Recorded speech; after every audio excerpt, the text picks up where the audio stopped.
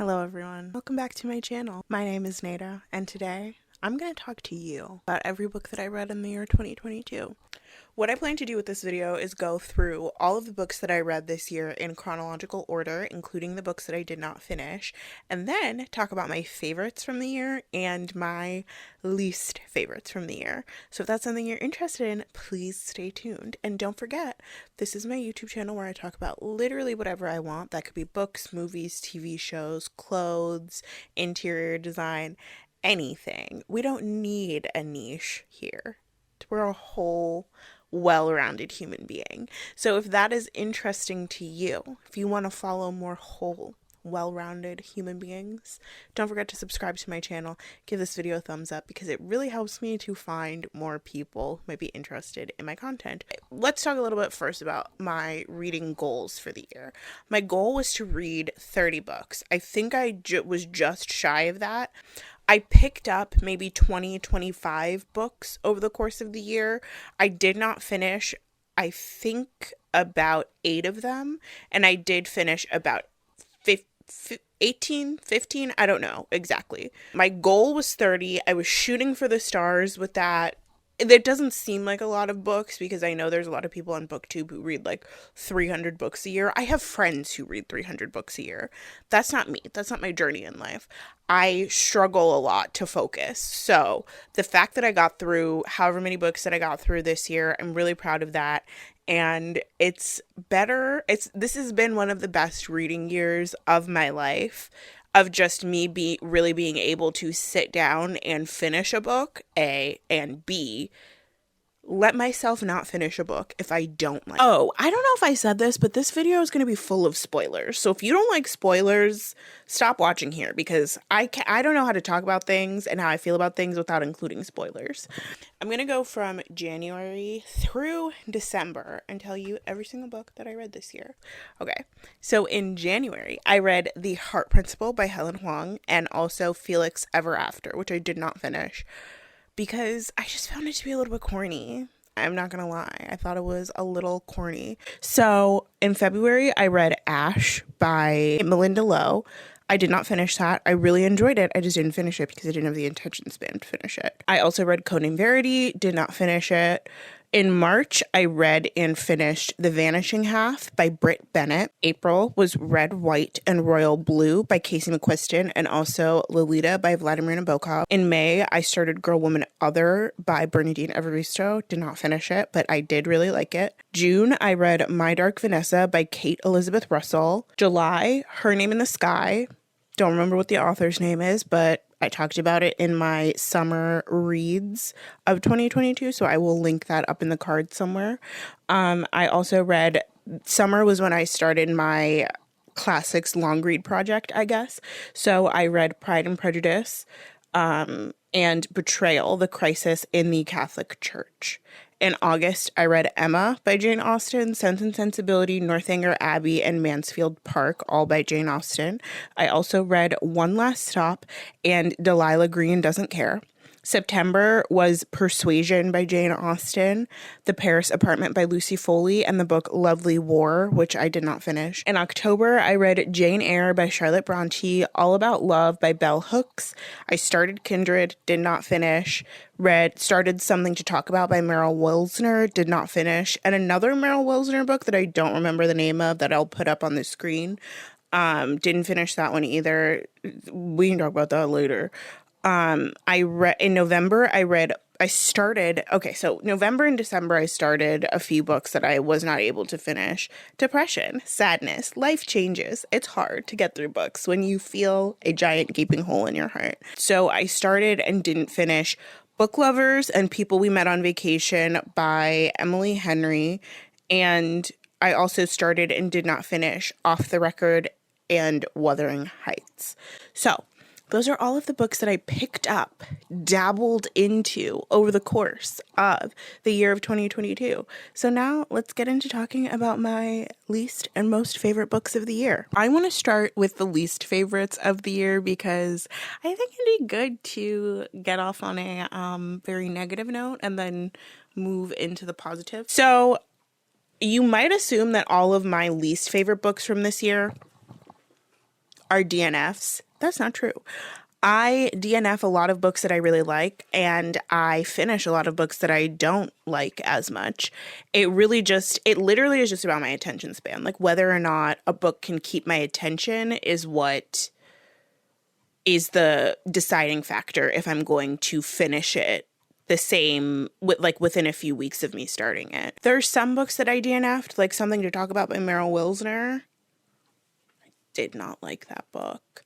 That's one of my least favorites of the year. The two Meryl Wilsner books that I read this year, booty. So here's the premise of both of them, honestly, is a age gap sapphic romance or whatever. It's about Something to Talk About is about a 25 or 26-year-old assistant and movie producer who are pictured talking on the red carpet, and people look at them and they assume that they're dating, and so it becomes this big media sensation. And then I think they have to pretend to have a relationship.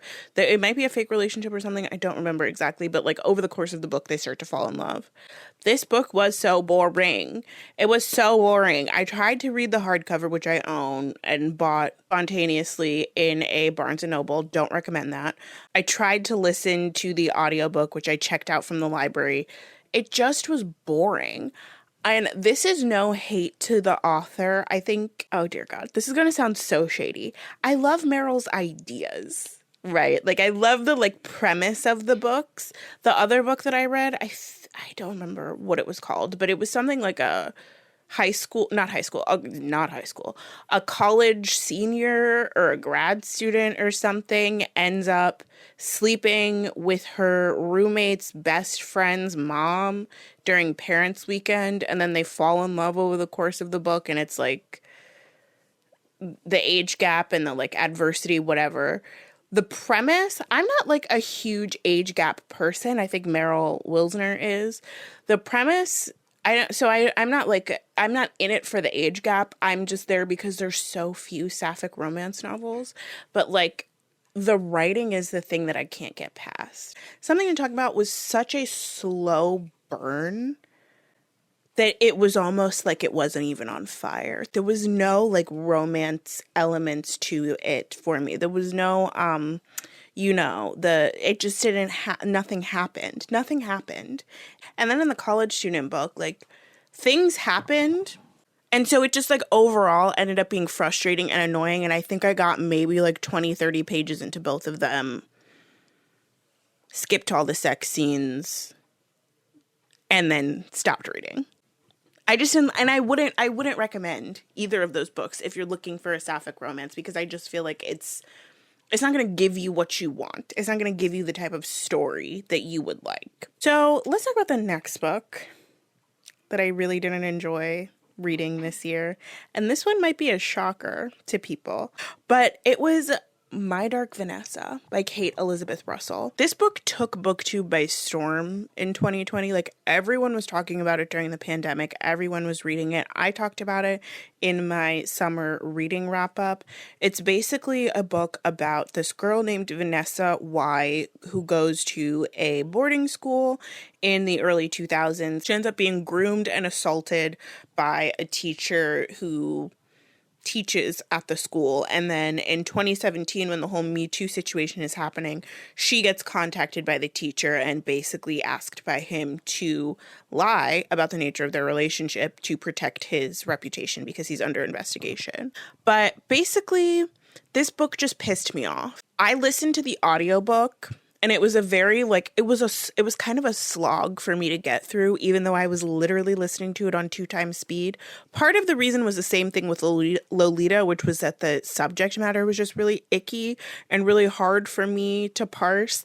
There are parts of the Target near my house that will forever be associated with me listening to audio of a 15-year-old girl describe what her adult teacher did to her. And I don't like that. That's not even the part about it that I think is negative, because I feel like there's a way in which we need to be able to confront these more taboo sides of our culture in order to actually eradicate them. So I'm fine with reading a book with a darker subject matter or a more taboo subject matter, it's telling an interesting story, which is how I feel about Lolita. Lolita, I think, is an actually really interesting way of going about this type of story, because Humbert, you can't help, as the audience member, you can't help but identify with him, even though you know all of these horrible things that he's doing to this girl. And we have to examine how and why we as audiences are trained to identify with a protagonist, even if that protagonist is absolutely abhorrent. And you can kind of see the holes in the story that he's telling and how he's painting himself to be this hero. And it's all from his very close first person perspective. So, and like I said earlier, the writing is beautiful. With My Dark Vanessa, there were beautiful moments in the writing, but I, one, thought it was way too long. Two, thought the pacing with the flipping back and forth between the present day in 2017 and the flashbacks in 2001 was just kind of clunky. I feel like if it had been a linear book, so we go from her experiences in 2001 to what's happening in 2017, that would have been more affecting to me, because we would have been able to see the development of Vanessa as a character. And basically, like, in the story, she ends up being a deadbeat, like living a deadbeat ass life. She doesn't understand that her teacher, Mr. Strain, wasn't her first love, that he was actually a strain. You see what she did there? On her life and her development. If we had seen that journey happen in a linear way, I feel like it would have made more sense how she developed the way that she developed. Okay, and the final book, this isn't like a worst book. It just is like, I feel a lot of things about it, and I just feel like I have to talk about it. Mansfield Park by Jane Eyre. When I was, and I talked about this again in my summer reading wrap up, but when I was reading Mansfield Park by Jane Eyre, I literally had to beat my own ass in order to finish this book. Like, it took me so fucking long to get through it, just because I was like, this is boring, bruh. It's this book about this girl named Fanny, who's boring, who grows up as the ward of her other's sister's husband, because her fuck-ass aunt, who's mean and rude and disrespectful, got the idea in her head one day of, hey, why don't we take Fanny in and take care of her? And then when it came time to put the pedal to the metal and put your money where your mouth is, she was like, I never said that we should take Fanny in. That was your idea, Mr. Bertram, or whatever the fuck his name was. And so it was about Fanny's life growing up in this house that was purchased and built with slavery money. Like, Mr. Bertram sells slaves. She's in love with Edmund Bertram, the oldest son, who wants to be a clergyman, who's stupid and self-righteous and thinks that he's better than everyone. And then these two people come into town. The Mansfield Park character's Wikipedia page, it's a suggested link, because I constantly forget what the hell these characters' names are, because I was so bored reading this damn book. Mariah is the bitch sister of Edmund. Julia is the younger daughter. Thomas Bertram is the oldest son, who is a deadbeat. And then Henry and Mary Crawford come into town, and they are the the half brother and sister of Mrs. Grant, who is the new clergyman of the... It doesn't matter, okay? It doesn't matter who all these people are.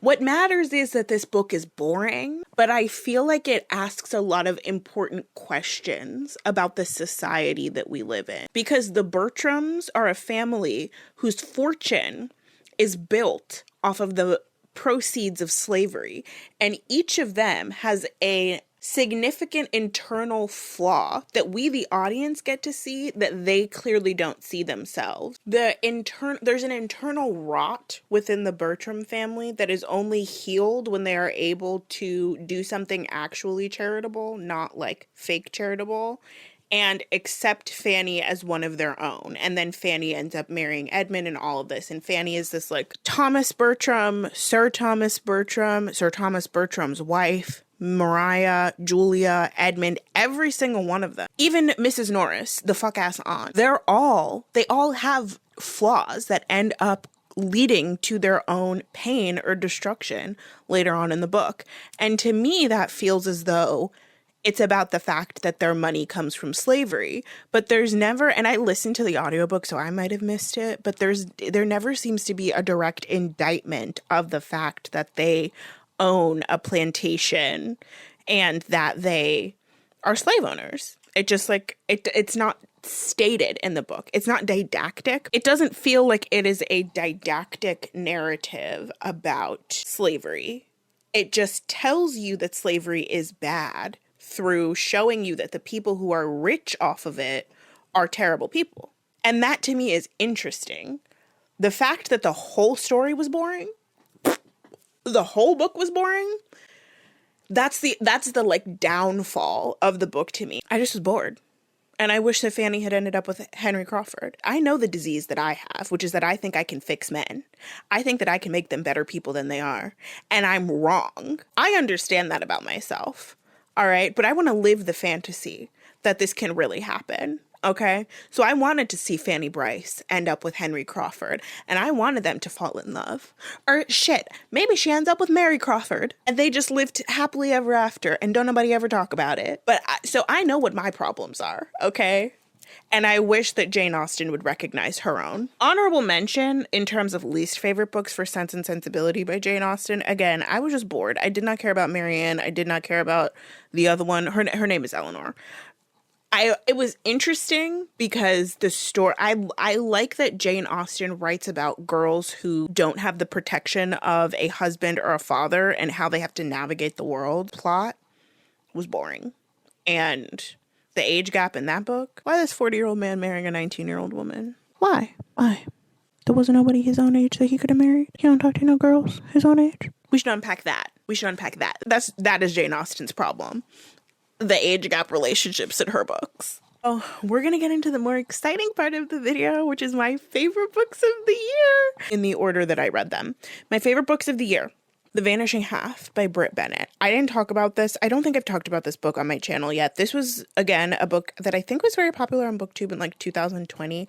I just really liked it. But basically, the story is about two twins who are born and raised in Louisiana in a town where it's all black, but they all could pass for white. All of the people who live in the town look white. So one of the twins ends up deciding that she's going to pass and leave her family and culture behind. And the other twin decides that she's going to go the exact opposite direction, marry the darkest skinned man that she can find, and spend the rest of her life yearning for her twin sister. That's like their lives. And then the generation underneath them, white twins' daughter, becomes an actress in Hollywood. They live in California and whatever. The black twins' daughter is a track star, I think, at USC or UCLA. And it talks about her life with her trans partner in the 1970s. Oh yeah, all of this is taking place in like the 1930s and the 1970s. I was so disturbed by this book after I read it that I had to read some like fluffy romance. I read Red, White, and Royal Blue after I finished The Vanishing Half by Britt Bennett because I was like, my soul will not know peace, because I just was so like the life of, I don't remember what these people's names are, okay, because I read this in March, almost a year ago. But the life of the white twin, Stella, I think was her name. And I remember that because Stella, star, light, white. And I don't remember the black one's name. That makes me embarrassed. But anyways, her like story of abandoning her culture was so disturbing to me. And I find it so disturbing that people can do that. Look, I'm black. I don't know if you noticed. I don't know if you realized, but I'm black. And there's nothing that I can hide about that. I'm unambiguously black. Nobody's gonna look at me and be like, ooh, I wonder what race she is. People who can pass, who can flit between different cultural and racial identities, terrify me. I'm going to be quite honest, and not for the white supremacist reasons, but simply because the idea of choosing to be white, I personally find very disgusting. I'm just going to be completely honest. And I'm sure that was Stella's reasoning in choosing to be white in the first place, because she was like, choosing to be black when I could not. I could be free. I could be rich. I could have freedom, People could care about the things that I have to say.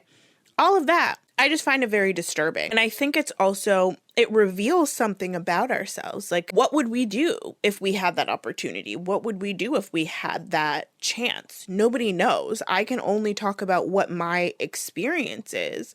And I know that I love being Black. And so the idea that somebody could have ties to this race and this cultural identity and this history and say, no, I choose my oppressor, and all the horrible things that white people did to Stella's family. Like, the reason that she chooses to be white, I'm assuming in the book, is that she watches her father get lynched. And the reason that her sister chooses to be Black is that she watches her father get lynched. So the idea that they could go on two completely separate journeys, I don't know. I just, like, it really stuck with me.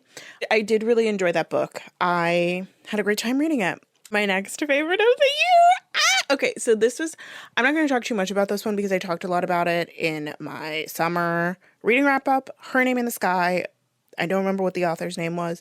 Really amazing. 5 out of 5 stars. It's about 2 Catholic girls living in Baton Rouge, Louisiana, who have been best friends their entire lives, and then they end up falling in love. That's really it. Go read it. If that premise at all interests you, go read it. It has a happy ending if you care about books that have happy endings. Next up, Pride and Prejudice by Jane Eyre. This is the book that made me go, oh, I get why these things are called classics. I understand now why they call them classics. Because I finished reading it and I was like, you know what? This is a classic. Like, the writing was good. The story was good. The amount of shit they talked was good. She managed to find a way to make white, rich, and middle class people in 1800s England interesting to me. A person who very famously says that I don't like books that were written before the year 1920 because they don't usually have Black people in them. And yet I read this one and I was geeked. I loved it. I loved it. If you haven't read it, you should definitely read it. I don't know why it took me this long. I finally read Jane Eyre by Charlotte Bronte in its entirety this year. I'm obsessed with the Bronte sisters. I think they're so funny. The Brontes are not a family that one would normally describe as funny. I am a different bitch. I think that people take them way too seriously because they all died pretty young.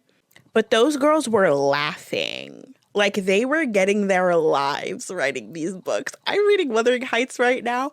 Emily is laughing her ass off, and nobody got it in her time. And nobody gets it to this day. Like, people take Wuthering Heights way too seriously. She's literally making fun of all of these people. And I don't think that Charlotte is making fun of all the people in Jane Eyre. I just think that it's a cute little book. It's so heartwarming. I love Jane's story of overcoming adversity and learning who she is. I love the theological elements of the story. I love the love story. My toxic trait is that I love Mr. Rochester. I guessed all the zodiac signs of the characters in Jane Eyre. Oh, and in Pride and Prejudice too.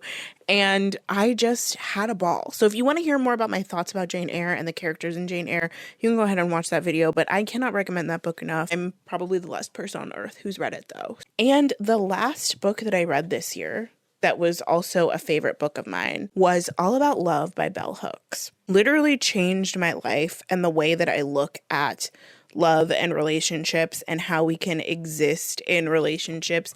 And it asks so many interesting questions and proposes so many interesting solutions. I think the most important thing about that book is that it defines love from the outset. And it proposes that we all agree on a definition of love. Not even just love, that we all agree on definitions of words and then work from the space of the shared definition, as opposed to just fighting about what the word means and what its signification is so much that we don't ever get to the important stuff. I absolutely loved that book. She heavily quotes from Marianne Williamson, which I think is hilarious, especially considering Marianne Williamson's 2020 run for president. But Ms. Hooks made some points. Rest in peace to Bell Hooks. I'm going to also give an honorable mention to Persuasion by Jane Austen. Do you think that I feel like I need to read it again just to completely understand all of the things that she's talking about in it? I don't know. It was just relatable to me. Like this story of this woman who knows what she wants and knows what would fulfill her in life. But instead of following that gut instinct, she feels the need to listen to the influences of friends and family in an effort to just make everyone's life as good as it possibly can be. So even if it means sacrificing her own happiness, and then her learning over the course of the book that like she can have her own happiness. She doesn't have to give up on herself in order to exist within her family unit. Chef's kiss, 10 out of 10. Absolutely loved that book. That is all I have for this video about all of the books that I read in 2022. What are the books that you recommend for me to read in 2023 based off of what my favorites are? Yeah, that's all I have to say. If you have gotten to this part of this video, thank you so much. And I'm tired of talking, so I will see you in the next one. Bye!